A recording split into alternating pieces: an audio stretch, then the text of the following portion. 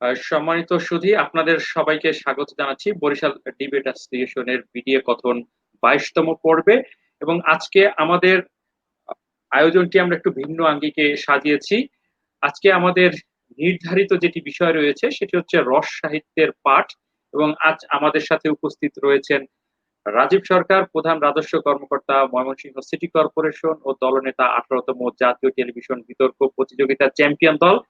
এবং সুপ্রিয় দর্শক, আপনারা যারা রয়েছেন এবং সম্মানিত বিতার্কিক যারা রয়েছেন, তারা এই নামটির সাথে সর্বাধিক পরিচিত রাজীব সরকার। আপনারা অনেকে চেনেন এবং অনেকে হয়তো বা নাম শুনেছেন। আমি আপনাদের সবার জ্ঞাতার্থে একটু বলে নিচ্ছি, সেটি হচ্ছে এই কর্মব্যস্ত মানুষটি ইতিমধ্যে 11টি বই তিনি রচনা করেছেন এবং তার মাঝে রম্য রচনা বলি এবং বিতর্কের আহ হাতে খড়ি বলি অনেকগুলো বিষয় তিনি সংযুক্ত করেছেন তার ভান্ডারে, লেখনীর ভান্ডারে।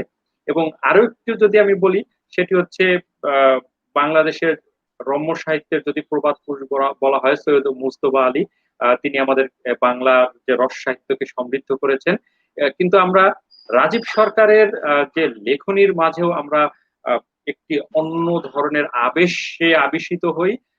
যদি আপনারা মুখ ঢেকে যায় বিজ্ঞাপনে কিংবা কবি সব করে রব, এই বই দুটি আপনারা যদি পড়েন, আমরা রাজীব সরকারের কাছ থেকে আরো এই ধরনের বহু আহ, বই আমরা উপহার পেতে চাই।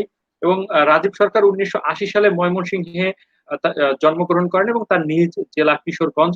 উচ্চতর শিক্ষা গ্রহণ করেছেন ঢাকা বিশ্ববিদ্যালয়ের আন্তর্জাতিক সম্পর্ক বিভাগ ও যুক্তরাজ্যের নর্দাম্পিয়া বিশ্ববিদ্যালয় থেকে। দেশের অন্যতম শ্রেষ্ঠ বিতার্কিক রাজীব সরকার 18তম টেলিভিশন বিতর্ক প্রতিযোগিতায় ঢাকা বিশ্ববিদ্যালয়ের জগন্নাথ হল তার নেতৃত্বে চ্যাম্পিয়ন হয় এবং তিনি শ্রেষ্ঠ বক্তা নির্বাচিত হন। বিশ্ব সাহিত্য কেন্দ্রের পাঠচক্র সমন্বয়কারীর দায়িত্ব পালন করেছেন 3 বছর। বিভিন্ন দৈনিক ও সাহিত্য পত্রে লেখালেখি করেন। তার প্রকাশিত অনেকগুলো বই রয়েছে। তার মাঝে যদি আমি একটু করে বলতে চাই, যদি উল্লেখযোগ্য কয়েকটি বই, সেটি হচ্ছে যুক্তিযোগ তর্ক বিতর্ক, নিহত রবীন্দ্রনাথ, কিংবা ধর্মনিরপেক্ষতার ভবিষ্যৎ, মুখ ঢেকে যায় বিজ্ঞাপনে, কবি করে রব, সাহিত্যের সমাজ চেতনা ও অন্যান্য ভাবনা, এবং ইউরোপের পথে পথে।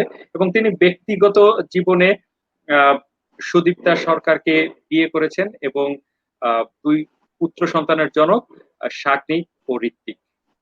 রাজীব দা, কেমন আছেন? হ্যাঁ, ভালো আছি শুভ। দিন পর আহ বিতর্কের একটি পরিবেশের সঙ্গে যুক্ত হওয়ার সুযোগ পেয়েছে, সেজন্য আমি বরিশাল ডিবেট অ্যাসোসিয়েশনকে শুরুতেই ধন্যবাদ ও কৃতজ্ঞতা জানাচ্ছি। আচ্ছা দাদা, সেটি হচ্ছে আপনি এই কর্মব্যস্ততার মাঝেও আমাদেরকে সময় দেওয়ার জন্য আপনি একেবারে নিজের একটি সময়কে বেছে নিয়েছেন। এজন্য বরিশাল ডিবেট অ্যাসোসিয়েশন এবং সর্বোপরি বাংলাদেশের সকল বিতার্কিকদের পক্ষ থেকে আপনাকে শুভেচ্ছা এবং অভিনন্দন জানাচ্ছি। দাদা, যে বিষয়টি নিয়ে একটু কথা বলবো আজকে সঙ্গত কারণে, রস সাহিত্যের পাঠ, এবং এখানটিতে আপনার দুটো বইয়ের আমরা প্রচ্ছদ দিয়েছিলাম আজকে আমাদের ব্যানারে, সেটি হচ্ছে মুখ থেকে যায় বিজ্ঞাপনে এবং কবি সব করে রব। আসলে রম্য রচনার রচনার পিছনে আপনার ইতি কথাটা কি? কেন আপনি এটার তাগিদ অনুভব করলেন? আসলে খুব উদ্দেশ্য নিয়ে আমি রম্য রচনা লিখিনি, কিন্তু একটি কথা আমাকে বলতেই হয় যে আমি যদি বিতার্কিক না হতাম তাহলে আমার পক্ষে রম্য রচনা লেখা সম্ভব হতো না। আমি স্কুল জীবন থেকেই বিতর্ক শুরু করেছি। ময়মনসিংহ জেলা স্কুল, নটরডেম কলেজ, ঢাকা বিশ্ববিদ্যালয়ের হয়ে দেশে এবং বিদেশে বিভিন্ন প্রতিযোগিতায় প্রতিনিধিত্ব করেছি। এবং যেটি একটু আগেই তুমি পড়ে শোনালে, যে যে কোনো বিতার্কিকের যেটি সবচেয়ে বড় পুরস্কার বাংলাদেশের জন্য, সেটা হচ্ছে বিতর্কের যে সর্ববৃহৎ আয়োজন, অর্থাৎ সবচেয়ে বড় যে প্রতিযোগিতা, জাতীয় টেলিভিশন বিতর্ক প্রতিযোগিতা। সেই প্রতিযোগিতায় আমার নেতৃত্বে আমার দলটি অর্থাৎ জগন্নাথ হল সেটি চ্যাম্পিয়ন হয় এবং আমি শ্রেষ্ঠ বক্তার মর্যাদা লাভ করি। এটি একটি প্রাপ্তি, নিঃসন্দেহে, কোনো সন্দেহ নেই। কিন্তু এই গতানুগতিক প্রতিযোগিতার বাইরেও ঢাকা বিশ্ববিদ্যালয়ের যে বিতার্কিক জীবনটি আমি কাটিয়েছি, সেটি স্মরণীয় হয়ে আছে রম্য বিতর্কের সঙ্গে আমার একটি সংশ্লিষ্টতার কারণে। আমি কথাটি বলছি এই কারণে যে ঢাকা বিশ্ববিদ্যালয়ে প্রবেশ করার আগে আমি কখনো রম্য বিতর্ক করিনি স্কুল বা কলেজ জীবনে। যখন 90-এর দশকের প্রায় শেষ প্রান্তে ঢাকা বিশ্ববিদ্যালয়ের ছাত্র হিসেবে যোগদান করি, তখন দেখতাম যে বিভিন্ন উপলক্ষে প্রীতি বিতর্ক হচ্ছে, হোম এন্ড ওয়ে সিরিজ হচ্ছে, একটি হলের সঙ্গে আরেকটি হলের, কখনো ঢাকা ইউনিভার্সিটি ডিবেটিং সোসাইটির সৌজন্যে, কখনো বা ভ্যালেন্টাইন ডে ডিবেট উপলক্ষে। তখন সে বিতর্কগুলো করতে গিয়ে আমি দেখতাম, বা যারা সিনিয়র ছিলেন যাদের বিতর্ক ভালো লাগতো, তো আমি দেখেছি যে খুব জটিল কথা, খুব তাত্ত্বিক কথা, কিংবা কোনো গূঢ় দার্শনিক কথা সহজভাবে, প্রাঞ্জলভাবে কিংবা বিনোদনের সঙ্গে যে উপস্থাপন করতে পারা, এটি একটি বিরল কৃতিত্ব। মানে রবীন্দ্রনাথের একটি চমৎকার কথা আছে যে, সহজ কথা কইতে আমায় কহ যে, সহজ কথা যায় না বলা সহজে। সহজে। সহজ কথা সহজভাবে বলতে পারাটাই কিন্তু সবচেয়ে কঠিন কাজ। কাজেই আমি এটাতে আকৃষ্ট হলাম, এবং আমার কাছে মনে হলো যে কিভাবে এটাকে সহজ পাচ্য করা যায়। এবং দেখা গেল যে আমি পরপর কয়েকটি প্রীতি বিতর্ক মানে এমন ভাবে করে ফেললাম, বা করা সম্ভব হলো আমার জন্য, যে একজন কৃতি বা পরিচিত রম্য বিতার্কিক হিসেবে ক্যাম্পাস আমার পরিচয় ছড়িয়ে পড়লো। শুধু আমার না, আমাদের সঙ্গে আরো কেউ কেউ ছিলেন যারা রম্য বিতর্ক খুব ভালো করেছেন। তো আমি দেখেছি যে এটি করতে গিয়ে দেখা যাচ্ছে যে সবার আগে কি প্রয়োজন, এটি হচ্ছে যে আমরা বলি যে সেন্স অফ হিউমার। এখন আমরা যে বাঙালি জাতির কথা বলি, এটি কিন্তু ঐতিহ্যগত ভাবেই আমাদের এই জাতির কিন্তু সেন্স অফ হিউমারের কিছুটা ঘাটতি আছে। আমি ইউরোপে পড়াশোনা করেছি, 1 বছর থেকেছিলাম, অস্ট্রেলিয়া সহ বাইরের বিভিন্ন দেশে ঘুরেছি। আমি দেখেছি ওখানে অনেক বড় বড় মানুষ, হ্যাঁ, সে হতে পারে বড় কোনো রাজনীতিবিদ, হতে পারে বড় কোনো ব্যুরোক্র্যাট, ডিপ্লোম্যাট, বড় আইনজীবী, সাংবাদিক, হ্যাঁ, কেমন, কিংবা কোনো সেলিব্রিটি। দেখা যাচ্ছে তারা যতই বয়স্ক হন না কেন, তাদের মধ্যে একটা শিশুর মতো একটা সরল কৌতুক বোধ আছে। তারা হিউমার তারা তৈরি করছেন, তারা রসিকতা করছেন, এবং অনেক সময় নিজেকে নিয়ে রসিকতা করছেন। এবং বড় বড় বুদ্ধিজীবী যারা, হ্যাঁ, যারা ইন্টেলেকচুয়াল লেখক, কিন্তু আমাদের দেশে হয় কি, ভাবা হয় এই যে রসিকতা, কিংবা এই যে ঠাট্টা, কিংবা এই যে আড্ডার মেজাজ, কিংবা কোনো কোনো ক্ষেত্রে একটু হালকা চালে কথা বলা, মনে হলো যে এই লোকটির গুরুত্ব বোধহয় কমে গেল। কাজে আমরা যদি সমাজে গুরুত্বপূর্ণ হয়ে উঠতে চাই, আমার প্রথম কাজ হচ্ছে আমার একটি গুরুগম্ভীর চেহারা তৈরি করা। হ্যাঁ, ওই যে কবিতা আছে না, যে রামগরুরের ছানা হাসতে তাদের মানা, কিংবা ছোটবেলায় আমরা রকুনুজ্জামান খানের ছড়া পড়েছিলাম যে, হাসতে নাকি জানে না কেউ, কে বলেছে ভাই, এই শোনো না কত হাসির খবর বলে দেয়। খবর, তাই তো? এবং সবার হ্যাঁ। শেষে ছিল, এত হাসি দেখেও যারা গোমরা মুখে চায়, তাদের দেখেও পেঁচার মুখে কেবল হাসি পায়। এর মানেটি হচ্ছে যে আমরা জাতিগতভাবে, ঐতিহ্যগতভাবে আমরা হাসতে চাই না, হাসতে পারি না, বা হাসাটাকে আমরা মনে করি এটি একটি ব্যর্থতার প্রতীক। আমি যত বড় মানুষ, যত জ্ঞানী মানুষ, আমার হাসি তত কম থাকবে, আমি তত শুকিয়ে যাব। তো আমি ছোটবেলা থেকেই সৌভাগ্যবান এই কারণে যে আমি দুজন অসাধারণ শিক্ষক, বুদ্ধিজীবী, শিক্ষাবিদ এবং রসিক, আমি বলবো, তাদের সান্নিধ্য আমি পেয়েছি। তাদের মধ্যে একজন সর্বজন শ্রদ্ধেয় বুদ্ধিজীবী অধ্যাপক যতীন সরকার, এবং আরেকজন বিশ্ব সাহিত্য কেন্দ্রের প্রতিষ্ঠাতা সভাপতি অধ্যাপক আব্দুল্লাহ আবু সাইদ।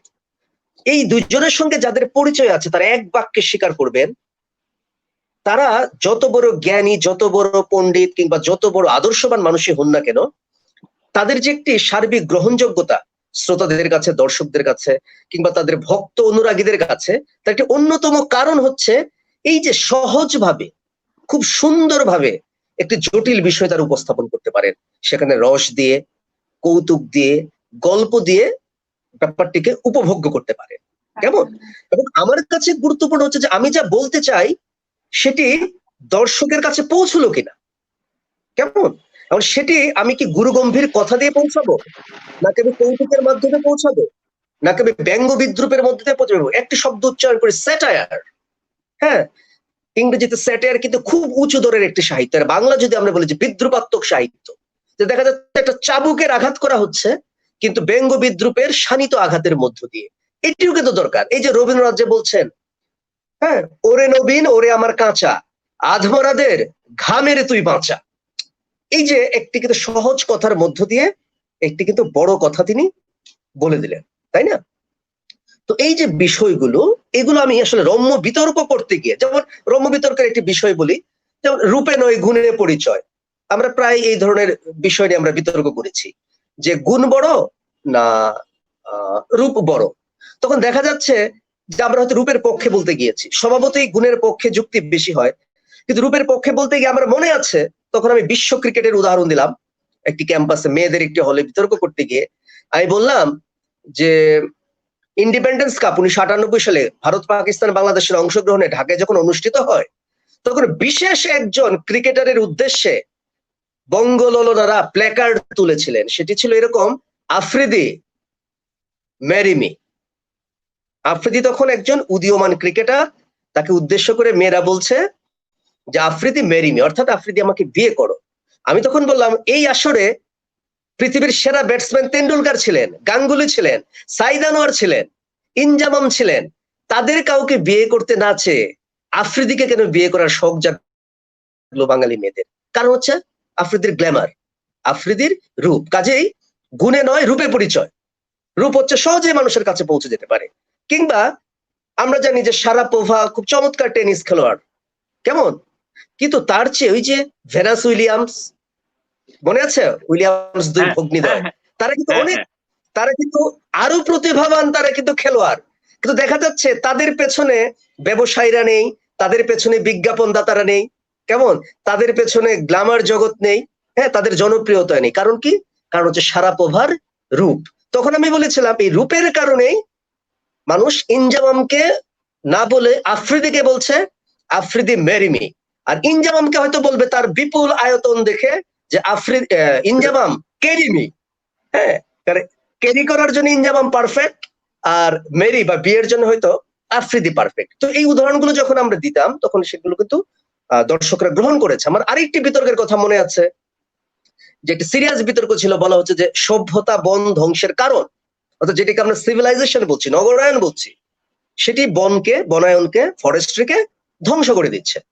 তো খুব গুরুগম্ভীর তথ্য উপাত্ত নিয়ে সবাই বিতর্ক করছে, তো আমরা ছিলাম এর বিপক্ষে। আমার মনে আছে যে প্রথমে উচ্চারণ করেছি যে মাননীয় সভাপতি, সভ্যতা যদি বন ধ্বংসের কারণ হতো তাহলে ছাগল হতো পৃথিবীতে সবচেয়ে সভ্য প্রাণী, কারণ ছাগলের মতো এত বেশি লতা পাতা বন কেউ ধ্বংস করে না। এটা কিন্তু খুব হালকা একটি কথা, কিন্তু এই হালকা কথা দিয়ে যেটি হলো যে বিতর্কের মেজাজটিকে নিজের অনুকূলে নিয়ে আসা, এবং এটি কিন্তু বিচারক মন্ডলী পছন্দ করেছিলেন। তো এইভাবে আমরা দেখেছি যে আদর্শ একটি পরিবেশ রম্য বিতর্কের তৈরি হয়েছিল। এর পাশাপাশি একটা আশঙ্কার দিকও ছিল, কারণ কি, রম্য বিতর্ক সবাই করতে পারে না। এই রম্য কথন করতে গিয়ে কেউ হয়তো অশ্লীলতার দিকে ঝুঁকে পড়েছেন, ভাড়ামোর দিকে ঝুঁকে পড়েছেন, কিংবা স্থূল কথাবার্তার দিকে ঝুঁকে পড়েছেন, যেটি আসলে নান্দনিকতাকে বিপন্ন করে। দাদা এখানে একটু কথা বলবো, সেটি হচ্ছে যে আমাদের দেশে যে বিতর্কের বিভিন্ন পাঠ হয়, বর্তমান সময়ে হচ্ছে আপনারা যখন বিতর্ক করেছেন ঠিক সেই সময়টা হচ্ছে যে আসলে গাইডলাইনের খুব অভাব ছিল। আপনারা বিভিন্ন রুলস জানার জন্য, তথ্যপত্র সংগ্রহ করার জন্য অনেক পরিশ্রম করেছেন। আমরা যখন বিতর্ক করেছি তখনও আমাদের আসলে একটি সংগঠন তৈরি করা হয়েছে, আসলে কিভাবে শিখবো, কিভাবে বিতর্ক করব, এগুলো কিন্তু নিজেদেরকে আয়োজন করতে হয়েছিল। কিন্তু এখন যে আমরা যদি বলি সেই সনাতনী বিতর্ক, সংসদীয় ধারার বিতর্ক, এগুলোর খুব বেশি ওয়ার্কশপ হচ্ছে, এগুলো নিয়ে খুব বেশি মাতামাতি হচ্ছে।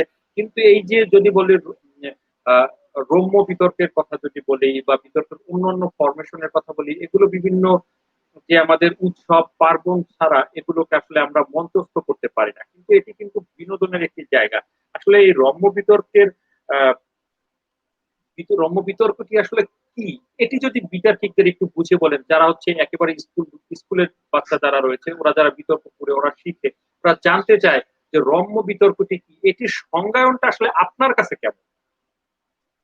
আচ্ছা, এখানে আমি প্রথমে একটু বলি, তাহলে আমাকে রম্য শব্দটির দিকে তাকাতে হবে। হ্যাঁ, আমরা যে বলি রম্য রচনা, ঠিক আছে, মানে এর সঙ্গে তো রমণীয়তার একটি সম্পর্ক আছে, ঠিক আছে, যেটি হচ্ছে আমাকে আনন্দ দিচ্ছে, বিনোদন দিচ্ছে, আমি আনন্দের আস্বাদন পাচ্ছি আমি যে রচনাটি পড়তে গিয়ে, রস রচনা বা রম্য রচনা। হ্যাঁ, তুমি কিছুক্ষণ আগে সৈয়দ মুস্তফা আলীর নাম বলেছো, তিনি বাংলা সাহিত্যের একজন বিখ্যাত রম্য সাহিত্যিক। আমি কিন্তু একটি ধারাবাহিক ইতিহাস বলতে চাই, যে সেটা হচ্ছে এর সূত্রপাত কিন্তু আমরা যাকে বলি বাংলা উপন্যাসের সাহিত্যের যে সম্রাট, অর্থাৎ বঙ্কিমচন্দ্র চট্টোপাধ্যায়, আমি যদি একটু কষ্ট করে, অনেকে বঙ্কিমচন্দ্রের নাম শুনলেই হয়তো ঘাবড়ে যাবে যে উনি আবার কি বলছেন। কমলাকান্তের দপ্তরের কথা যদি বলি, কেমন? মুচিরাম গুরের জীবন চরিত, কেমন? বিড়াল, এগুলো কিন্তু চমৎকার রম্য রচনা। এরপর রবীন্দ্রনাথ রম্য রচনা লিখেছেন, প্রমথ চৌধুরী, বুদ্ধদেব বসু, শিবরাম চক্রবর্তী, সৈয়দ মুস্তফা আলী। আধুনিক বাংলাদেশে আমি বলবো স্বাধীনতা পরবর্তী বাংলাদেশে আব্দুস শাকুর লিখেছেন। আবার আবুল মনসুর আহমদের কথাও বলতে হবে, ফুড কনফারেন্স, আয়না, তার চমৎকার স্যাটায়ার ধর্মী গ্রন্থ। তার মানে হচ্ছে রম্য রচনা হচ্ছে সেই রচনা যেটি হচ্ছে আমার মনকে আনন্দ দিচ্ছে, বিনোদিত করছে। এখন বিতর্ক, রম্য বিতর্ক, অর্থাৎ বিতর্ক বলতে আমরা বুঝবো যে একটি প্রতিযোগিতামূলক গুরু গম্ভীর বিষয়ের পক্ষে বিপক্ষে যুক্তি, পাল্টা যুক্তি হবে এবং বিচারক মন্ডলীর রায়ে একটি দল বিজয়ী এবং অপর দলটি পরাজিত ঘোষিত হবে। এটা হচ্ছে স্বাভাবিক একটি প্রাথমিক একটি ধারণা বিতর্ক সম্পর্কে।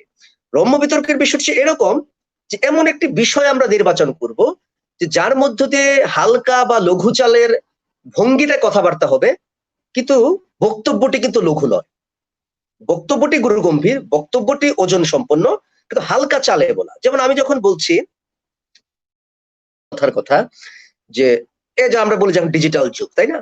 যে ডিজিটাল ভালোবাসাই টেকসই ভালোবাসা। আমি একটি বিতর্কের বিষয় বললাম। তা বোঝাই যাচ্ছে যে এখানে বর্তমান যুগে যে আধুনিক তথ্য প্রযুক্তি সর্বস্ব যে ভালোবাসা, সেটিকে বলা হচ্ছে ডিজিটাল ভালোবাসা, এবং এর বিপক্ষে যারা বলবে তারা হয়তো সে প্রাচীন যুগের যে ভালোবাসা, সেই ভালোবাসা কতটা টেকসই সেটি বলবে। এখন রম্য বিতর্কের কাছে আমাদের প্রত্যাশাটি হচ্ছে যে বিতার্কিক যাই বলে থাকুক না কেন, বিতার্কিকের যুক্তি, পাল্টা যুক্তি, বক্তব্য, তথ্য উপস্থাপনা যাই থাকুক না কেন, সেটি খুব আনন্দ বিনোদনময় ভাষায় সেটি পরিবেশিত হবে, যেটি শুনে যে কোনো দর্শক শ্রোতা আনন্দিত হবে, পুলকিত হবে এবং খুব সহজবোধ্য ভাষায় বিতার্কিক তার কথাগুলো দর্শকের উদ্দেশ্যে ব্যক্ত করতে পারবে। আমি রম্য বিতর্ক বলতে এটুকুই বুঝি। জি দাদা, আমরা হচ্ছে গিয়ে যে এবং আপনার মুখ ঢেকে যায় বিজ্ঞাপন বইয়ের মাঝেও এই যে ডিজিটাল ভালোবাসা এটিরও একটি উপাখ্যান রয়েছে। এবং আমরা যারা বইটি সম্পর্কে জানি বা যতটুকু আমরা পড়েছি, আমি আপনার বইটি বেশ কয়েকবার পড়েছি, প্রায় 15 থেকে 20 বার হচ্ছে গিয়ে যে আমার মনে হয়েছে যে আপনার এই মুখ ঢেকে যায় বিজ্ঞাপনের বইটি পড়েছি, এবং আমার মনে হচ্ছে আমি এখন আমার বইটি পড়া শেষ হয়নি। এরকম একটি বিষয়। এটি শুনে খুব ভালো লাগলো। তার মানে হলো খুব একটা খারাপ বোধহয় লিখিনি, কিছু হয়তো লিখতে পেরেছি। এটা আমার মধ্যে একটা আত্মবিশ্বাস তৈরি করছে। আমরা হচ্ছে গিয়ে যে একেবারে অনুষ্ঠানের শেষে আপনার কাছে হচ্ছে আরো বই এর আবদার আমরা করব, কিন্তু একটি বিষয়ের দিকে দাদা যদি লক্ষ্য করি, সেটি হচ্ছে এই যে রম্য বিতর্কের ক্ষেত্রে আমাদের যারা বিতার্কিক রয়েছেন তাদের শব্দ চয়ন গুলো কিরকম হবে, শব্দের উপস্থাপন গুলো কিরকম হবে, ভাষার প্রয়োগ এই রম্য বিতর্কের ক্ষেত্রে কতটুকু জরুরি, আঞ্চলিকতা এখানে প্রাধান্য পাবে কিনা, একটু যদি আপনি বিতার্কিকদের উদ্দেশ্যে বলেন। আমি শুরুতে আঞ্চলিকতার প্রসঙ্গে আসি। বরিশালের আঞ্চলিক ভাষা তো খুবই বিখ্যাত। মানে আঞ্চলিক বিতর্ক নামে কিন্তু আলাদা একটি ফরম্যাটে আছে বিতর্কের। সেই বিতর্কে চট্টগ্রাম, নোয়াখালী, বরিশাল, চাঁদপুর, তাই না, আহ ময়মনসিংহ, বিভিন্ন অঞ্চলের ভাষার মানুষ কিন্তু বিতর্ক করতে পারে। শুধু এই ফরম্যাটটি ছাড়া কোন বিতর্কে কিন্তু আঞ্চলিক ভাষা কাঙ্ক্ষিত নয়। কেমন? আমি খুব পরিশীলিত এবং প্রমিত ভাষায় বিতর্ক করব, এটি হচ্ছে প্রত্যাশিত। কারণ কি, আমি যদি বিতর্ক প্রতিযোগিতার ফরম্যাট দেখি, যে সম্মানিত বিচারক মন্ডলী যে বিষয়গুলোতে নম্বর প্রদান করেন, এর মধ্যে রয়েছে উচ্চারণ, বাচন ভঙ্গি, ভাষার ব্যবহার, এর মাঝে রয়েছে তত্ত্ব এবং তথ্যের উপস্থাপনা, যুক্তি, যুক্তি খণ্ডন। মোটা দাগে কিন্তু এই বিষয়গুলোতে নম্বর প্রদান করা হয়। তার মানে কোন একজন বিতার্কিক যদি ভাষা ব্যবহারে সতর্ক না হন, তিনি যদি আঞ্চলিক ভাষায় কিংবা ভুল উচ্চারণে কথা বলেন, যথাযথই তার আসলে নম্বর কাটা যাবে। সবচেয়ে বড় কথা, বিতার্কিক হিসাবে তার যে একটি ইমপ্রেশন, সেটি কিন্তু নষ্ট হবে। আর বিতার্কিকের কাছে কি আমরা শানিত, কুশলী এবং পরিশীলিত বক্তব্য আমরা আশা করি। কারণ কি, বিতার্কিক মেঠো বক্তৃতা করবে না। মেঠো ভাষায় বক্তৃতা তো আমরা সারা জীবন, সারা বছরই শুনে আসছি, মাঠে ময়দানে, তাই না? সেই বক্তব্যগুলোতে যুক্তির পরিচয় থাকে না বললেই চলে, চিৎকার চেঁচামেচি খুব বেশি হয়। আমরা যদি আন্তর্জাতিক প্রেক্ষাপট এবং বাংলাদেশের প্রেক্ষাপট আমরা স্মরণ করি, আমরা বিশ্বাস করি যে বিতার্কিক যাই বলবে সেটি যুক্তিসম্মত। কেমন? আমার বিতর্কের বই আমি একটা স্লোগান ব্যবহার করেছিলাম যে জোরের যুক্তি নয়, যুক্তির জোর চাই। তর্ক, তর্ক কিন্তু আমরা সবাই করি। একজন রিকশাওয়ালা কিন্তু তর্ক করে। আমি যদি পথচারী হই, আমার কাছে রিকশাওয়ালা 20 টাকা চাইছে, আমি 15 টাকা দেব। বার্গেইন করা যেটাকে আমরা বলি। কাজেই এখানে রিকশাওয়ালা কিন্তু একজন তার্কিক, সেও কিন্তু তর্ক করছে। আমি যখন বাজারে মাছ কিনতে যাচ্ছি, মাছ বিক্রেতার সঙ্গে আমি তর্ক করছি, মাছ বিক্রেতাও কিন্তু একজন তার্কিক। কিন্তু এই তর্ক কিন্তু বিতর্ক নয়, কুতর্ক কখনোই বিতর্ক নয়। যে তর্ক যুক্তিসম্মত সেটি হচ্ছে বিতর্ক। আমার বিতর্ক বিষয়ক প্রথম বইটির নাম যুক্তি যোগ তর্ক সমান বিতর্ক। আমি এটি বোঝাতে চেয়েছিলাম একটি সমীকরণের মাধ্যমে যে তর্কে যুক্তি হয়েছে, যুক্তিবাদিতা রয়েছে, সেটি বিতর্ক। কাজেই রম্য বিতর্ক যখন হবে তার মানে এই না যে আমি যা খুশি তাই বলবো। রম্য বিতর্কে এক ধরনের ফ্রিডম অফ স্পিচ আছে, স্বাধীনতা আছে নিজের স্বকীয়তা, নিজের স্বাতন্ত্র্য এবং সৃজনশীলতা উপস্থাপন করার, কিন্তু যা খুশি তা কিন্তু বলা যাবে না। আমি একটি ব্যক্তিগত উদাহরণ দিই। টেলিভিশন বিতর্ক, জাতীয় টেলিভিশন বিতর্কের সেমিফাইনাল রাউন্ড, বাংলাদেশ প্রকৌশল বিশ্ববিদ্যালয়ের একটি হলের সঙ্গে জগন্নাথ হলের বিতর্ক টান টান উত্তেজনার মধ্যে আছে, কারণ সেমিফাইনালে জিতলেই ফাইনাল, না হলে বিদায়। বিতর্কের বিষয় ছিল জেন্ডার একটি স্লোগান সর্বস্ব ইস্যু। আমরা ছিলাম এই বিতর্কের পক্ষে। একটু চিন্তা করে দেখো যে একটি সিরিয়াস বিষয়, টেলিভিশনের সেমিফাইনাল রাউন্ড। তা আমার যে দুই টিমমেট উত্তম এবং অনিমেষ, তাদেরকে আমি একটু গাইড করলাম যে তারা সিরিয়াস বক্তব্য রাখবে। আমি তাৎক্ষণিক সিদ্ধান্ত নিলাম যে হ্যাঁ, আমি ওই বিষয়ের পক্ষে খুব জোরালো ভূমিকা নেব, কিন্তু সেটি রম্যের ভঙ্গিতে। এবং একটি ঝুঁকি কিন্তু আমি নিয়েছিলাম সেখানে, কারণ কি আমার এই যুক্তিগুলো খুব হালকাভাবে আমি পরিবেশন করেছি।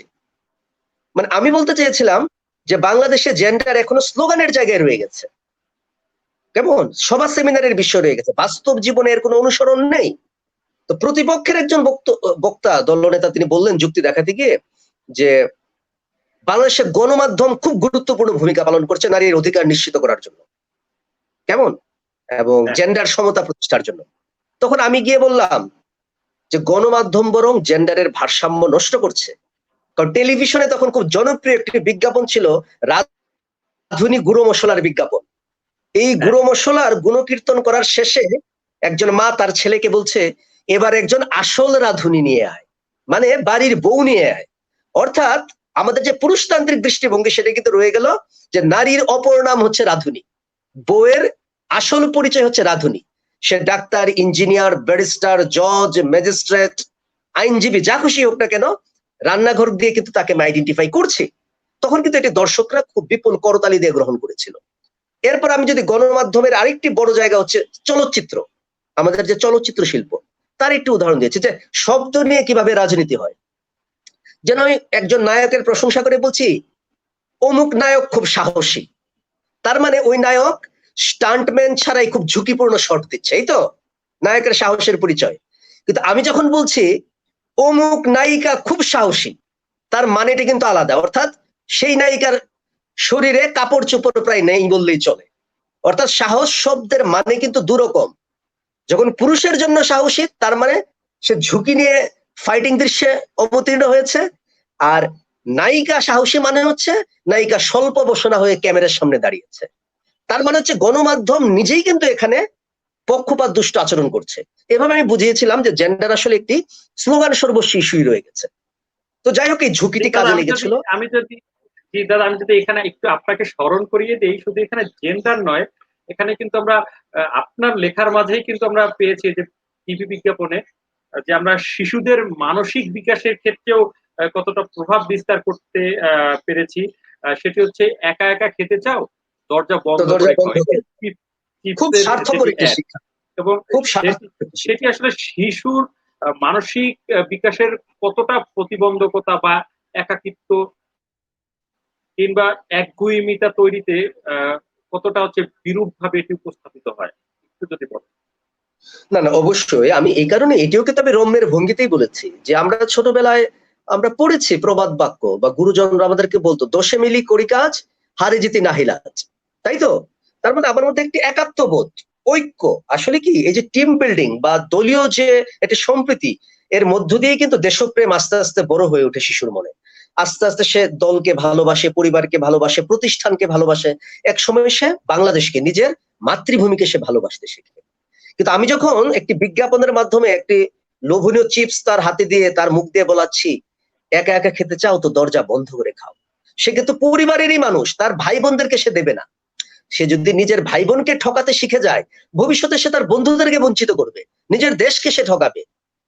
কেমন, এই ইঙ্গিতটুকুই আমি দিয়েছিলাম আমার ওই রম্য রচনার মধ্য দিয়ে। দাদা, রম্য রচনায় আপনি কিন্তু যে আপনার গুণে নয় রূপে পরিচয়, এই জায়গাটিতে এই হচ্ছে লেখায় আপনি বলেছেন যে, কবি বলেছেন আমি রূপে তোমায় ভোলাবো না, ভালোবাসায় ভোলাবো। ঠিক পরক্ষণে আপনি আপনি আবার লিখেছেন, তবু এই কবিকে বিশ্বাস করা কঠিন। তিনি আবার বলেছেন, যেথায় আলোক সেথায় সেখানেই ছায়া, এই তো নিয়ম হবে, ও রূপের কাছে চিরদিন তাই এ ক্ষুধা জাগিয়ে রবে।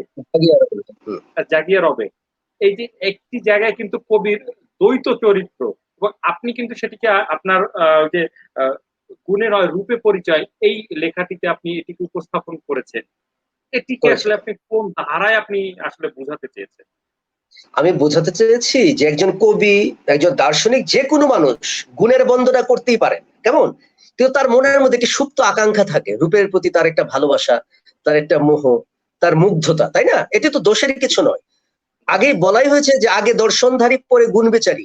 কাজে যে কবি বলেছেন যে আমি রূপে তোমায় ভোলাবো না, ভালোবাসায় ভোলাবো, কিছুক্ষণ পরেই তিনি নিজের এই কথা নিজেই কিন্তু ভুলে গেছে, এবং ভুলে গিয়ে সেই কবি বলেছেন, ও রূপের কাছে চিরদিন তাই এ ক্ষুধা জাগিয়া রবে।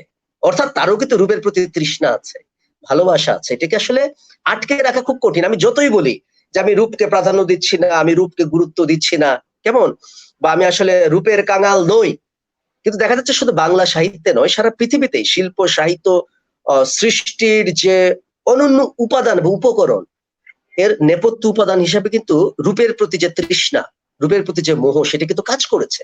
আমরা যেটাকে বলি অ্যাস্থেটিক্স, নন্দন তত্ত্ব, নান্দনিকতা। এই নান্দনিকতার মূল বিষয় তো হচ্ছে সৌন্দর্য। এখন প্রশ্ন উঠতে পারে যে সৌন্দর্য কি কেবল বহিরঙ্গের সৌন্দর্য? না, সৌন্দর্য শুধু বহিরঙ্গের সৌন্দর্য নয়, সৌন্দর্য কিন্তু অন্তরেরও হতে পারে। যেমন ধরুন, একটি ছেলে বা মেয়ে দেখতে খুব সুন্দর,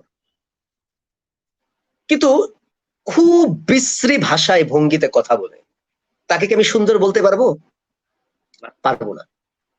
একজন মানুষ যদি খুব সুন্দর করে কথা বলেন, আমি তো সহজেই তার মানে মানে মুগ্ধ অনুরাগী হয়ে যায়, তাই না? তার মানে তার সৌন্দর্যটি কিন্তু কথা বলার মধ্যে, তাই তো? কাজেই বিতার্কিকরা কিন্তু এই কথাও বলে যে যুক্তিও কিন্তু একটি সৌন্দর্য, যুক্তির একটি আলাদা নান্দনিকতা আছে। যে মানুষ যুক্তি দিয়ে কথা বলে, সে আপনা আপনি একজন সুন্দর মানুষ হয়ে ওঠে। যুক্তি দিয়ে কথা বলে, পরমতের প্রতি সে শ্রদ্ধাশীল, তার মানে সে গণতন্ত্রের চর্চা করছে, সে রেনেসা মানব। এই ধরনের মানুষই তো আসলে সুন্দর মানুষ, কেমন? আর যেহেতু রম্যের ছলের কথাগুলো বলা, আমি আরেকটি কথাও বলেছিলাম, বিতর্কে বলেছি, অনেকেই সেটা অনুসরণ করেছে, পছন্দ করেছে, রম্য রচনাতেও লিখেছি যে সৌন্দর্যের কাঙাল পৃথিবী এমনই যে সারা পৃথিবীতে প্রতি বছর বিশ্ব সুন্দরী প্রতিযোগিতা হয়, বিশ্ব গুণবতী প্রতিযোগিতা কিন্তু হয় না। কেন হয় না? কারণ মানুষ সৌন্দর্য চায়, তাই তো? হ্যাঁ, সেটিও লিখেছেন, আমরা সেটিও হচ্ছে কি যে আপনার লেখার মাঝে দিয়েছি।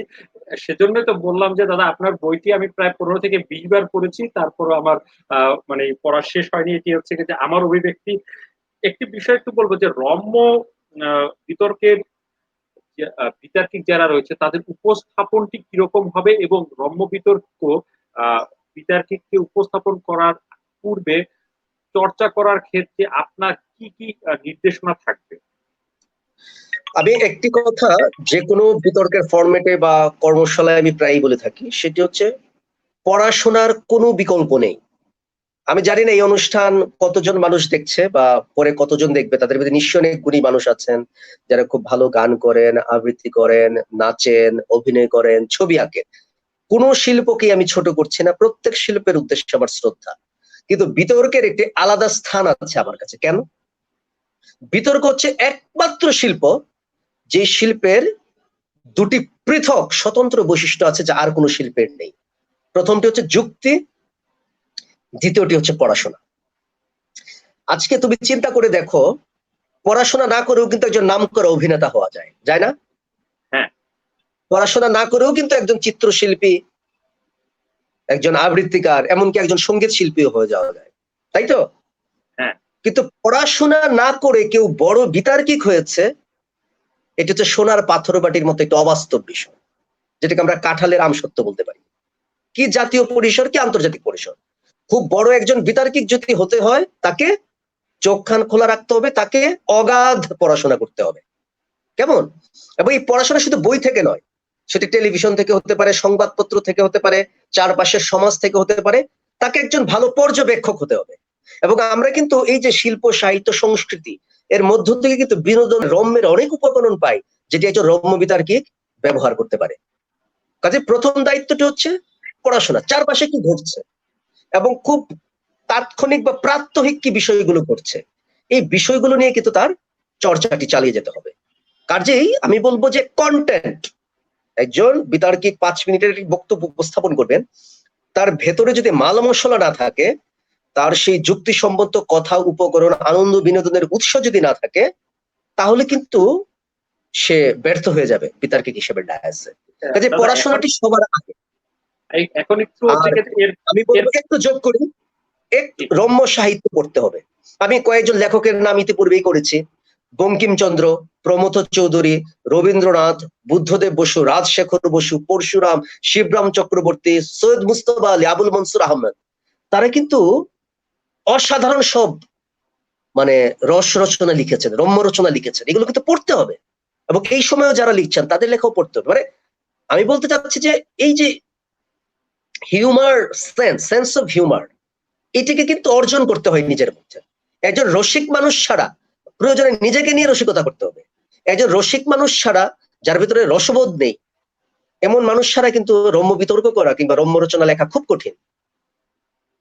দাদা একটি বিষয় একটু বলবো, সেটি হচ্ছে আসলে আমরা এই যে রম্য বিতর্কের ক্ষেত্রে, উপস্থাপনের ক্ষেত্রে বর্তমান সময় খুব বেশি সময় দেখি যে আমরা হচ্ছে গান গেয়ে থাকি বা কোনো ছন্দ, কবিতার ছন্দ আবৃত্তি করে থাকি, কিংবা গানের প্রতি আমরা খুব বেশি প্রাধান্য দিয়ে থাকি, এবং সেটি হচ্ছে হয়তোবা সাময়িকভাবে দর্শকের হাততালি পাওয়া যায়, দর্শকের বাহবা পাওয়া যায়। কিন্তু আসলে আমরা যদি পরক্ষণে চিন্তা করি যে এর দীর্ঘ সময়ে এটি সোসাইটিতে কি মেসেজ দিচ্ছে, আমরা আসলে কোনো মেসেজ পাচ্ছি না। কিন্তু ওই যে আপনি শুরুতে যেটি বললেন, আমরা কিছু অশ্লীল শব্দের প্রয়োগ বা কিছু ভঙ্গিমা, এগুলোর উপস্থাপন আমরা দেখি, এটি বিতর্কের জন্য কতটা বিপজ্জনক? না, এটি তো আসলে কাঙ্ক্ষিত নয়।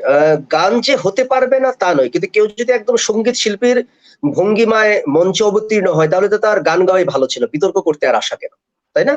আমি মনে করি গান বা কবিতার যদি খুব প্রাসঙ্গিক কোনো বিষয় থাকে, সেটি সরলভাবে পড়ে যাওয়াই ভালো। মানে আমি বিতার্কিক হিসেবে মনে করি। কেমন? তাহলে বিতার্কিকের অবস্থানটা থাকে না। আমি যদি সেখানে একজন সঙ্গীত শিল্পী, কৌতুক শিল্পীর ভূমিকায় অবতীর্ণ হয়ে যাই, তাহলে বিতার্কিকের যেটি স্বতন্ত্র সত্তা, তার যে যৌক্তিক অবস্থান, সেটি বিপন্ন হয়। একটি বিষয় একটু বলবো যে দাদা, আপনার যে, আমি একটু বই নিয়ে একটু কথা বলতে চাই। আপনার হচ্ছে আমরা মুখ ঢেকে যায় বিজ্ঞাপন, এই বইটি হচ্ছে অসংখ্যবার পড়েছি বা এটার একটি পরিচিতি রয়েছে। কিন্তু কবি সব পরে রব, এই বইটা সম্পর্কে একটু জানতে চাচ্ছি। আপনি যদি এই বইটা আমাদেরকে একটু বলেন।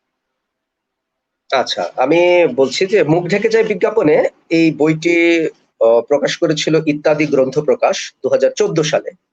জি। আর বাংলাদেশের বিভিন্ন জাতীয় পত্রিকায় এবং তাদের বিশেষ করে ঈদ সংখ্যা বা বিশেষ প্রতিষ্ঠা বার্ষিকীর সংখ্যায় নিয়মিত আমি লিখে গেছি রম্য রচনা। তো দেখা গেল আমার কিছু পাঠক আসলে তৈরি হয়েছিল, যারা আমাকে অনুপ্রাণিত করেছে, এবং আমার প্রকাশক, বিশেষ করে তুমি যেটি বললে যে মুখ ঢেকে যায় বিজ্ঞাপনের একটি জনপ্রিয়তা, যে তারা চাচ্ছিল যে আমি আমার পরবর্তী রম্য রচনাগুলোকে একটি বইয়ের আকার আমি দেই। সেই প্রেরণা থেকে আমি আসলে কাজটি করেছি।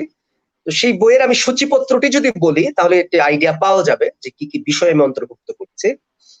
যেমন ছিল কবি সব করে রব, তারপর ডাক্তার সমাচার, নারীর চোখে গণমাধ্যম দেখুন, জীবিত ও বিবাহিত, শ্বশুরবাড়ি মধুর হাড়ি, পরিবার পরিকল্পনা, বউ শাশুড়ি দ্বন্দ্ব সমাস, স্ত্রী বুদ্ধি কি শাস্ত্রে বলে সাধে, ছাত্র শিক্ষক সংবাদ, জ্ঞান ও কাণ্ড জ্ঞান, গৃহভৃত্য বৃত্তান্ত, বক্তৃতার রকম ফের, যখন তুমি আমায় মাতাল বলো, পুলিশ ও রবীন্দ্রসঙ্গীত গাইল। কেমন? এই বিষয়গুলো নিয়ে আমি আসলে আলোচনা করেছি। এবং আগের যে বইটির কথা তুমি বললে, তো দেখা গেল যে এখানে 14টি অধ্যায় রয়েছে। এই 14টি রচনাই পাঠকের কাছে খুব সমাদৃত হয়েছিল। এটি আসলে একটি মানে বাড়তি উৎসাহ, যে কোনো লেখকের জন্যই এটি একটি বাড়তি উৎসাহ।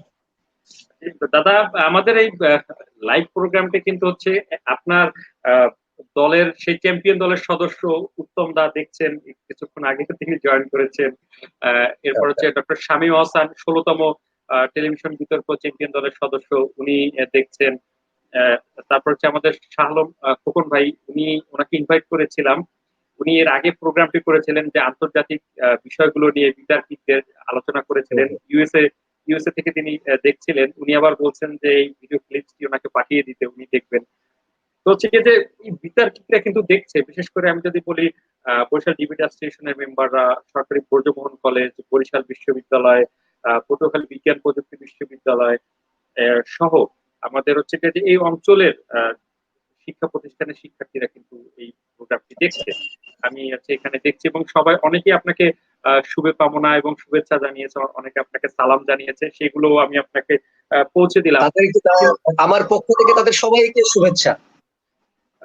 দাদা, একটি বিষয় বলবো যে আপনার এই যে লেখক হিসেবে নয়, আজকের আলোচক হিসেবে বা আপনি বইয়ের যে লেখক সেই হিসেবেও আমি আপনার কাছে প্রশ্নটি করছি না, যে মুখ ঢেকে যায় বিজ্ঞাপনে এবং কবি সব পরের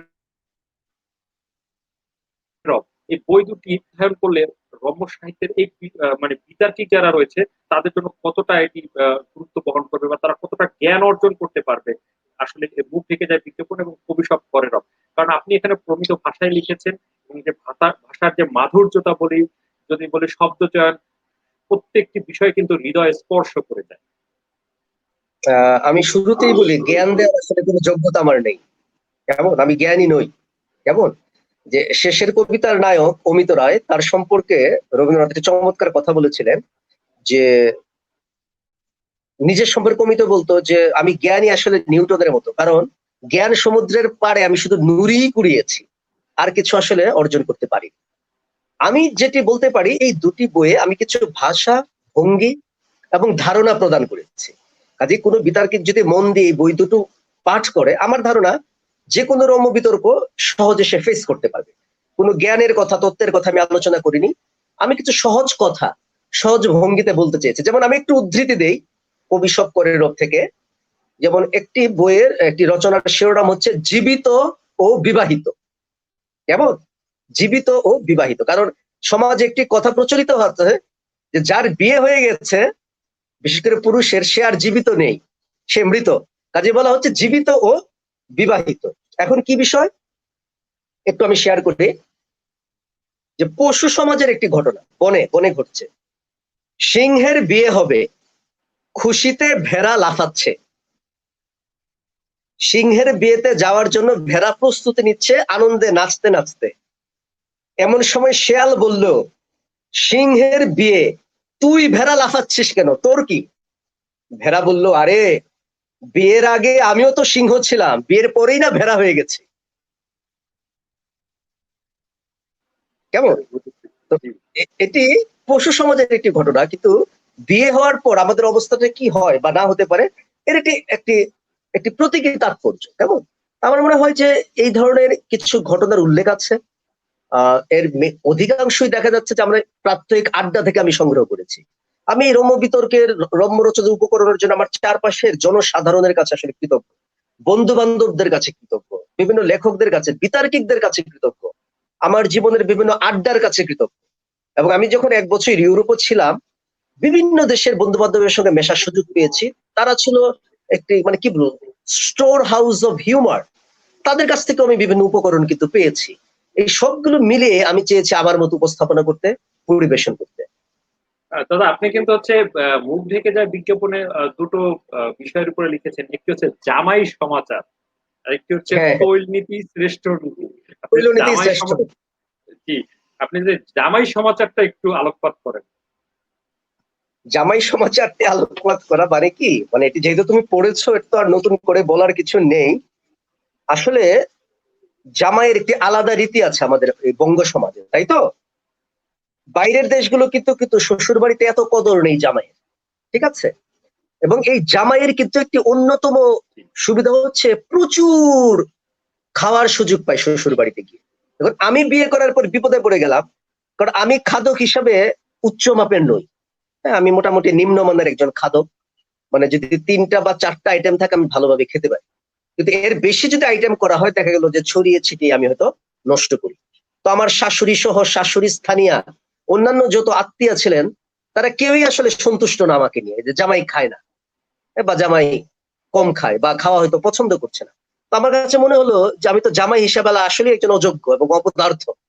এবং এই ধারণা থেকে কিন্তু আমি রচনাটি লিখতে আমি মানে অনুপ্রাণিত হয়েছি। এবং সেখানে তুমি চিন্তা করে দেখো, আমি একটি বিতর্কেও বলেছিলাম যে সুকুমার রায় আমাদের রস সাহিত্যের আরেকজন পথিকৃৎ।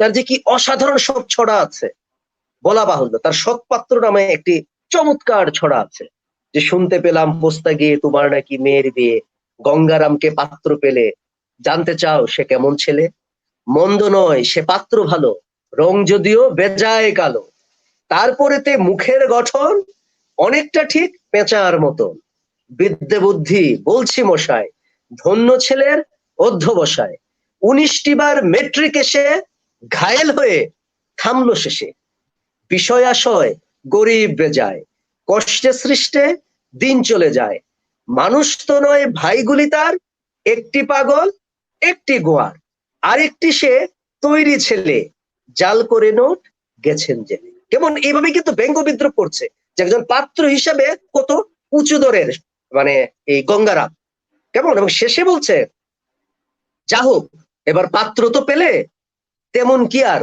মন্দ ছেলে।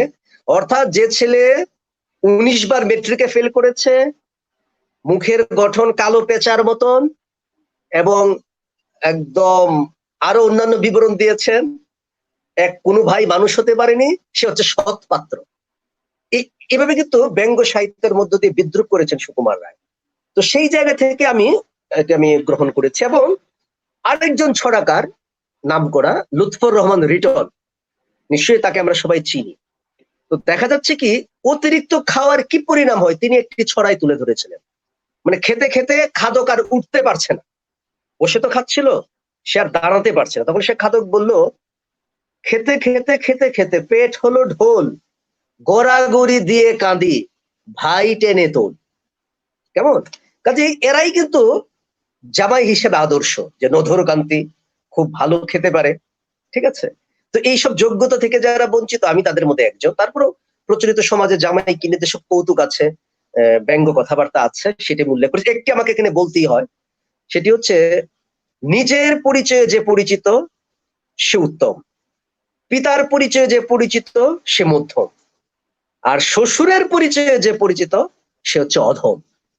তো আমার এই কথাটি খুব জনপ্রিয়তা লাভ করেছিল। আমি একটি বক্তৃতায়ও বললাম এই আমার জামাই সমাচার রচনা থেকে। তখন একজন আমাকে বক্তৃতা শেষে বলল যে আপনার কথাগুলো তো ভালোই লাগলো, যে শ্বশুরের পরিচয়ে যে পরিচিত হয় সে অধম, কিন্তু যে স্ত্রীর পরিচয়ে পরিচিত হয় সে কি? আমি বললাম যে স্ত্রীর পরিচয়ে পরিচিত হয় সে নরাধম। কেমন? তো এই আর কি। এভাবে হালকা ভঙ্গিতে রম্যের স্টাইলে আমরা কথাবার্তা বলতে পারি জীবন ও জগৎকে। আসলে রম্য বিতর্ক বলি, রম্য রচনা বলি, আমাদের মূল উদ্দেশ্য হচ্ছে আনন্দ পাওয়া, নির্মল বিনোদন পাওয়া। কেমন? নির্মল এবং কি বলবো একদম নির্ভেজাল, যেখানে কোনো অশালীনতা নেই, যেখানে আসলে মানে কি বলবো স্থূল ভারামি নেই, অগ্রহণযোগ্য কিছু নেই। এই চর্চাটি আমাদের দরকার এবং সেটি আমাদের মননশীলতাকেও একটি ইতিবাচক পরিণতি দান করে। হাসি খুশি মানুষ আমরা চাই। আমরা চাই আমাদের ছেলে মেয়েরা হাসুক, তারা আনন্দ পাক, তারা হাসি আনন্দ অপরের মধ্যে ছড়িয়ে দিক। কেমন? এই জন্য কিন্তু সারা পৃথিবীতে স্যাটায়ার, হিউমারাস স্টোরি বা রম্য সাহিত্য এর কিন্তু গুরুত্ব আছে। এবং যারা পৃথিবীতে বড় বড় বাগ্মী, আমরা বলি খুব ভালো যিনি বক্তৃতা করতে পারেন আমরা বলি তিনি বাগ্মী বা বাগ্মিতা, যে গুণটি বাগ্মিতার কিন্তু অন্যতম একটি বৈশিষ্ট্যই হচ্ছে যে রম্যতা কিংবা বিনোদনের উপকরণ, আনন্দের উপকরণ তার রচনায় আছে কিনা। সেই হিসেবে সব বড় লেখকই কিন্তু রম্য রচনার চর্চা করেছেন। এবং বড় বিতার্কিক যারা, বড় বক্তা যারা, যারা দর্শক শ্রোতাদেরকে সহজ সরল ভঙ্গিতে আনন্দ বিনোদন এবং জ্ঞান একসঙ্গে দিতে পারেন, তাদের মধ্যেও কিন্তু এই রম্যের উপকরণটুকু থাকে। অবশ্যই দাদা, এবং আমরা একেবারে আলোচনার শেষ দিকে চলে এসেছি। আসলে আমাদের অনেক কিছু জানার ছিল আপনার কাছ থেকে, অনেক কিছু জানার রয়েছেও। আপনি কর্মব্যস্ততার মাঝেও আমাদেরকে আরেকদিন সময় দিবেন। আহ, তবে যে বিষয়টি বলবো যে আপনি শ্বশুরবাড়ি গিয়ে খুব বেশি আইটেম খেতে না পারলেও আহ, বৌদি কিন্তু আপনাকে বাসায় বসে বাকি আইটেম গুলো রেখে খাওয়ায় বা খাওয়াবে, সেই না না না প্রত্যাশা না কিন্তু আমাদের থাকবে। এই প্রত্যাশার জন্য ধন্যবাদ, কিন্তু এই প্রত্যাশা পূরণের সুযোগ নেই, কারণ আমি আমার কর্মস্থল ময়মনসিংহে অবস্থান করি এবং আমার স্ত্রী তার পুত্রদেরকে নিয়ে জামালপুরে অবস্থান করে, কাজে সেই খাওয়ার সুযোগ খুব একটা পাই না। আজকে যেরকম আমরা ভার্চুয়ালি কথা বলছি, এভাবে যদি ভার্চুয়ালি খাওয়ার সুযোগ থাকতো তাহলে হয়তো এই সুবিধাটি আমি পেতাম। কেমন? জি, এটি এটি একটি মানে রম্য রসেরই হচ্ছে আরেকটি উদাহরণ বলতে পারি। এটি হচ্ছে কি যে আপনার একটি আগামী লেখার একটি শিরোনামও হতে পারে, যে ভার্চুয়াল খাওয়া দাওয়া বিষয়ে আপনি একটা লেখা আসতে পারে আগামীতেও, সেই প্রত্যাশাটি থাকবে। একেবারে শেষ সময় দাদা যে কথাটি আমি হচ্ছে বলতে চাইবো সেটা হচ্ছে কি যে আহ, আসলে রম্য রচনাগুলো একটি শিল্প। এটি হচ্ছে আমরা যদি বলি বিতর্ক হচ্ছে আমাদের কথা শিল্প, একটি মানুষের কথা যে মানুষ আগ্রহ সহকারে শুনে এবং সময়ের পর সময় ঘন্টার পর ঘন্টা মানুষকে আকৃষ্ট করা কথা দিয়ে, সেটি হচ্ছে আসলে বিতর্কের মাঝেই সম্ভব। এবং বিতর্কের মাঝে আমরা সৃষ্টিশীলতা সৃজনশীলতা শিখি। আমরা এখান থেকে যদি বলি আমরা নিজেদেরকে সভ্য জাতি হিসেবে করার ক্ষেত্রে আমরা অগ্রণী ভূমিকা পালন করি। কিন্তু একটি বিষয়, আজ যারা স্কুলে পড়ছে কিংবা হচ্ছে স্কুলে যাদের বিতর্কে হাতে খড়ি হয়েছে, যাদের বিতর্কে হাতে খড়ি হয়নি, তারা বিতর্ক শিল্পটি চর্চা করবে কেন? এটা হচ্ছে না, আপনার কাছে শেষ। বিতর্কের শিল্পের চর্চা আমি শুরুতেই কিছুটা আলোকপাত করেছি, যে আমরা এমন একটি সমাজ চাই যে সমাজে খুব সুন্দরভাবে বলতে পারি যে জোরের যুক্তি নয়, যুক্তির জোর চাই। কেমন? জোর মানে কি? জোরের যুক্তি মানে কি? পেশির শক্তি। পেশির জোর মানে তো অসভ্যতা। মানুষ যখন অসভ্য ছিল, বন্য ছিল, তখন যার গায়ে যত শক্তি, যার যত অস্ত্র আছে, সে তত বেশি বিজয়ী হবে। কিন্তু আমরা যত বেশি সভ্য হয়েছি, আমরা দেখেছি অস্ত্র কোনটাকে করেছে? বুদ্ধিকে, মেধাকে, প্রজ্ঞাকে। এভাবেই কিন্তু সভ্যতা এগিয়েছে, অর্থাৎ পড়াশোনাকে। কাজেই এর সঙ্গে সঙ্গে কিন্তু যুক্তিবাদিতাও অগ্রসর হয়েছে। আমরা যেটাকে রেনেসাসের যুগ বলি, এনলাইটেনমেন্টের যুগ বলি, চতুর্দশ পঞ্চদশ ষোড়শ শতাব্দীতে ইউরোপে যে রেনেসা এসেছে, কিংবা ঊনবিংশ শতাব্দীতে বাংলার যে রেনেসাস কলকাতায়, যেখানে আমরা দেখবো যে রামমোহন রায়, বঙ্কিমচন্দ্র, বিদ্যাসাগর, বিবেকানন্দ, রবীন্দ্রনাথ, পরবর্তী সময়ে নজরুল, যাদের ধারাবাহিকতা একটি চমৎকার শক্তিশালী বাঙালি সংস্কৃতি এবং ঐতিহ্য গড়ে উঠেছে। পরবর্তী সময়ে আমরা দেখবো যে ঢাকায় 1926 সালে বুদ্ধির মুক্তি আন্দোলন গড়ে উঠেছিল মুসলিম সাহিত্য সমাজের উদ্যোগে। স্লোগানটি অসাধারণ, যেটি আসলে একজন বিতার্কিকেরও স্লোগান হতে পারে। বলা হয়েছিল, জ্ঞান যেখানে সীমাবদ্ধ, বুদ্ধি সেখানে আড়ষ্ট, মুক্তি সেখানে অসম্ভব। অর্থাৎ আমরা জ্ঞান বিজ্ঞানের বুদ্ধির চর্চা কেন করব? আবদ্ধ জায়গা থেকে, অন্ধকার থেকে, আড়ষ্টতা থেকে নিজেকে মুক্ত করার জন্য। আর বিখ্যাত ফরাসি দার্শনিক ভলটেয়ার, তার একটি কথা তো আমার কাছে মানে বাণী মনে হয়, যে কোনো বিতার্কিকের একটি জাতীয় স্লোগান হওয়া উচিত। তিনি লিখেছিলেন, তোমার মতের সঙ্গে আমি একমত নাও হতে পারি, কিন্তু তোমার মত প্রকাশের স্বাধীনতার জন্য জীবন দিতে পারি। অর্থাৎ এই যে যুক্তিবাদিতা এবং পরমত সহিষ্ণুতা, এই দুটো বিষয় একসঙ্গে শুধু বিতর্ক শিল্পই আমাকে উপহার দিতে পারে। একজন বিতার্কিক অথবা বিতর্ক অনুরাগী, বিতার্কিক হতে হবে তা নয়। একজন বিতার্কিক কিংবা বিতর্ক অনুরাগী মানে হচ্ছে তিনি যুক্তিবাদী, তিনি পরিশীলিত, তিনি একজন সভ্য, তিনি একজন এবং তিনি বিজ্ঞান চেতনার অধিকারী, ইতিবাচক ধ্যান ধারণ বিশ্বাসী। কোনো কুপমণ্ডুকতা, কোনো ধর্মীয় উগ্রবাদ, কোনো কিছু তাকে স্পর্শ করে না। একজন আধুনিক ইতিবাচক মানুষই হচ্ছে একজন বিতার্কিক। আজকে আমাদের দেশে বলি বা সারা বিশ্বে বলি, আমাদের অজস্র এমন নাগরিক প্রয়োজন যারা জ্ঞানে বুদ্ধিতে পরিশীলিত, ইতিবাচক, যারা প্রথম পরমতের প্রতি শ্রদ্ধাশীল। পরের মত আমার পছন্দ নাই হতে পারে, কিন্তু সেই মতটিকে আমি খণ্ডন করব পাল্টা একটি যুক্তির মধ্য দিয়ে। এটি হচ্ছে সভ্যতা। কাজে এর মধ্য দিয়ে আমি একজন আধুনিক এবং যোগ্য মানুষ হিসেবে বড় হয়ে উঠতে পারি। আর একটি বৈষয়িক দিকও আছে। যিনি শৈশবে বিতর্কের চর্চা করেছেন, পড়াশোনার চর্চা করেছেন, স্বভাবতই অন্য ছাত্রদের চেয়ে, অন্য শিক্ষার্থীদের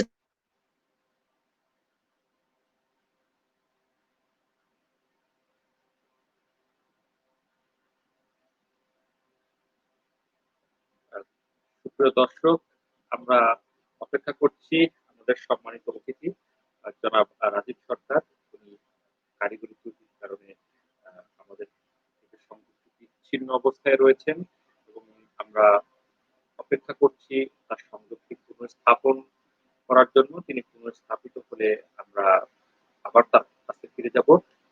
এবং আজকে আমরা জনাব রাজীব সরকারের কাছ থেকে অনেক অনেক কথা শুনলাম, অনেক বিতর্কের বিতর্ক সম্পর্কে তার কাছ থেকে অনেক তথ্য আহরণের আমরা চেষ্টা করলাম এবং সর্বোপরি আমরা চেষ্টা করেছি আসলে বিতর্ক কি, বিতর্ক শিল্পটি আমাদের যারা পরবর্তী প্রজন্ম রয়েছে তাদের জন্য কতটি সহায়ক হবে সেটির জন্য। সুপ্রিয় দর্শক, আমাদের সাথে জনাব রাজীব সরকারের সংযুক্তি আবার পুনঃস্থাপিত হয়েছে। রাজীব দা, আপনি যেখানে ছিলেন আমি তার সূত্র ধরে একটু বলতে চাই। আমরা শেষ লগ্নে আমাদের উত্তম রয় তিনি একটি কমেন্টস লিখেছেন। তিনি বলছেন যে রাজীব দা অনেক শুনতে চাই, আসলে আমরা উত্তম রয়ের কাছ থেকেও আমরা অনেক শুনতে চাই। রাজীব দা, আপনার সাথে এই উত্তম দা এবং অনিমেষ দা সুখের স্মৃতি যদি আমাদের সাথে শেয়ার করেন, যেটি অন্য কারোর সাথে শেয়ার করা হয়নি। আমি যেটি শেয়ার করব এটি একটু পরেই তুমি ইচ্ছা করলে ইউটিউবে লাইভ দেখতে পারি। ইউটিউবে এই যে উত্তম রায় সে নিজে আপলোড করেছে 18th national TV debate competition. Uttam এবং অনিমেষের সঙ্গে শুধু নয়, আমার ছাত্র জীবনের সবচেয়ে সুখের এবং উজ্জ্বলতম স্মৃতি হচ্ছে জাতীয় টেলিভিশন বিতর্ক প্রতিযোগিতার ফাইনাল রাউন্ডের বিতর্ক। পুরো ঘটনাটি আমরা যখন রেজাল্টের জন্য ঘামছি সবাই মিলে, কারণ জগন্নাথ হলের আগে টেলিভিশন বিতর্কেই যাওয়ার সুযোগ পাইনি, ফাইনালে গিয়েছে প্রথমবারের মতো। এবং বাংলাদেশের বিতর্ক আন্দোলনের একজন পুরোধা ব্যক্তিত্ব, সবার একজন প্রণম্য বুদ্ধিজীবী অধ্যাপক সিরাজুল ইসলাম চৌধুরী স্যার গতকাল 85 বছরে স্যার পা রাখলেন। তিনি ছিলেন ওই বিতর্কের সভাপতি। সেই ছোটবেলায় প্রাইমারি স্কুলে থাকতে স্যারকে দেখতাম যে টেলিভিশন বিতর্কে সভাপতির আসনে বসে আছেন, তাকে দিয়ে বিতর্ক চেনা, একটা নস্টালজিয়ার মধ্যে ছিলাম যে আমরা কি জিততে পারবো কি পারবো না। কাজেই যখন রেজাল্টটি ঘোষিত হয় সিরাজুল ইসলাম চৌধুরী স্যারের কণ্ঠে যে বিজয়ী দল, সমগ্র টুর্নামেন্টের চ্যাম্পিয়ন যে দল সেটি হচ্ছে জগন্নাথ হল, মানে উল্লাসে আমরা ফেটে পড়লাম। এবং দৃশ্যটি আমি দেখার অনুরোধ করছি, একটি মানে অসাধারণ দৃশ্য আছে। আমি উত্তম পরিবেশকে জড়িয়ে ধরলাম, এত প্রবল ভাবে জড়িয়ে ধরলাম, উত্তম সবচেয়ে হালকা পাতলা ছিল দেখতে, মনে হচ্ছে যে এক ফু দিলে উত্তম উড়ে যাবে, কিন্তু উত্তম আসলে উড়ে যায়নি, অনিমেষ উড়ে গিয়েছিল, চেয়ার সহ সে মঞ্চ থেকে পড়ে গিয়েছে, মানে আমার আলিঙ্গনের কারণে। এবং সেটি কিন্তু এই দৃশ্যটি ধরা আছে যে অনিমেষ নিচ থেকে একটি চেয়ার টেনে তুলে মঞ্চে রাখছে, এই দৃশ্যটি কিন্তু আছে। এই টেলিভিশন বিতর্ক প্রতিযোগিতার প্রযোজক আমাকে বলেছিলেন যে এই জাতীয় দৃশ্য আমরা সাধারণত এডিট করে আমরা বাদ দিয়ে দিই, কিন্তু আমরা দেখলাম যে একটি জীবন্ত দৃশ্য, একটি উল্লাসের একটি জীবন্ত প্রতীক, এটি ধরে রাখা সম্ভব হয়েছে। এটি হচ্ছে আমার সবচেয়ে বড় সুখের স্মৃতি এই দুজনকে নিয়ে। আর উত্তমকে আমি খুব স্নেহ করি। উত্তম অসাধারণ বিতার্কিক, সংগঠক হিসেবেও সে খুব ভালো। সে আমার পর আমি ইউনিভার্সিটিতে আমাদের হলের ডিবেটিং সোসাইটির প্রেসিডেন্ট ছিলাম, পরবর্তী সময় উত্তম প্রেসিডেন্ট হয়েছে। আমি এখন বিতর্ককে সময় দিতে পারি না আমার চাকরির সুবাদে, কিন্তু উত্তম কিন্তু ঢাকা সহ সারা বাংলাদেশের বিভিন্ন প্রান্তে ছুটে বেড়াচ্ছে, সে বিতর্ককে সময় দিচ্ছে এবং এই দায়িত্বটি পালন করা খুব জরুরি একজন বিতার্কিকের জন্য। আমি ছাত্র জীবনে বিতার্কিক হিসেবে প্রচুর ক্রেস্ট জড়ো করলাম, চ্যাম্পিয়ন হলাম, রানার্স আপ হলাম, এরপরে বিতর্ককে ভুলে গেলাম, এটি কিন্তু স্বার্থপরতা। আমার উচিত নতুন প্রজন্মের ছেলে মেয়েদেরকে যুক্তির আদর্শে অনুপ্রাণিত করা, তাদের সঙ্গে মেলামেশা করা, তাদের উদ্দেশ্যে ওয়ার্কশপ পরিচালনা করা, এই সময়টুকু কিন্তু দিতে হবে। আমি চাই, কিন্তু আমার কর্মজীবনের ব্যস্ততা আমাকে সবসময় এই অনুমোদনটি করে না। উত্তম সেটি পারে, এজন্য আমি উত্তমের এই দিকটির খুব প্রশংসা করি এবং আমি মনে করি উত্তমের মতো অন্য বিতার্কিকরাও এগিয়ে আসবে। দাদা, আমি আপনাকে এখানে একটু ছোট একটি তথ্য দিতে চাই। সেটি হচ্ছে শুধু উত্তম রয় নয়, উত্তম ফাল্গুনী দম্পতি হ্যাঁ, হ্যাঁ। বাংলাদেশে বাংলাদেশে যে তাদের যে নিজ নিজ জন্মস্থান যেটি রয়েছে তার বাইরে যদি দ্বিতীয় কোনো স্থান থাকে সেটি হচ্ছে বরিশাল। এবং বরিশালের সাথে তাদের কিন্তু একটি আত্মিক সম্পর্ক এবং আমাদের সাথেও তাদের একটি আত্মিক সম্পর্ক। এবং বরিশালের বাচ্চারা কিন্তু যারা বিদ্যার্থী রয়েছে তারা উত্তম রয় এবং যে ফাল্গুনী দিদিকে তারা ওইভাবেই যে মূল্যায়ন করে এবং তাদেরকে নিজেদের একেবারে ঘরের পরিবারের সদস্য হিসেবে শ্রদ্ধার জায়গা আসীন করে রেখেছে।